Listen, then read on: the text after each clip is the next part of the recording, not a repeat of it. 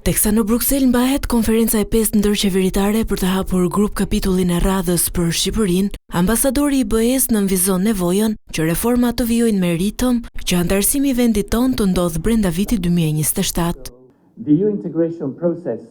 Procesi i integrimit padyshim që po përshpejtohet dhe është e vërtet që ne ndajmë qëllimin ambicioz të mbylljes së negociatave të pranimit deri në fund të vitit 2027. Por, për të arritur këtë afat kohor, duhet të intensifikojmë ritmin e reformave, veçanërisht në rajon, në konsolidimin e rezultateve të zbatimit të ligjit, në luftën kundër korrupsionit dhe krimit të organizuar dhe në promovimin e të drejtave themelore. Por sigurisht që duhet të rrisim edhe përpjekjet për të siguruar që këto negociata të jenë transparente dhe gjithëpërfshirëse, sepse nevojitet një qasje plot shoqërore për një proces të vërtet transformues.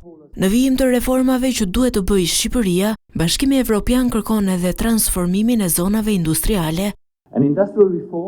Reforma industriale është një element kyç i sesionit tuaj, duke i mundësuar Shqipërisë të konkurrojë në mënyrë efektive, pasi të jetë brenda tregut të brendshëm të BE-s, duke kaluar nga metodat tradicionale të prodhimit në prodhim digjital.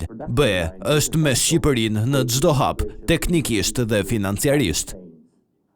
Për reformën industriale, Ministria e Ekonomisë, Kulturës dhe Inovacionit dhe Korporata Ndërkombëtare Financiare, pjesë e Bankës Botërore, firmosën një marrëveshje që do të përmirësojë zonat industriale si ish metalurgjiku dhe kombinati, po ashtu reforma do të zhvillojë parqet e reja në përputhje me standardet mjedisore të BE-s.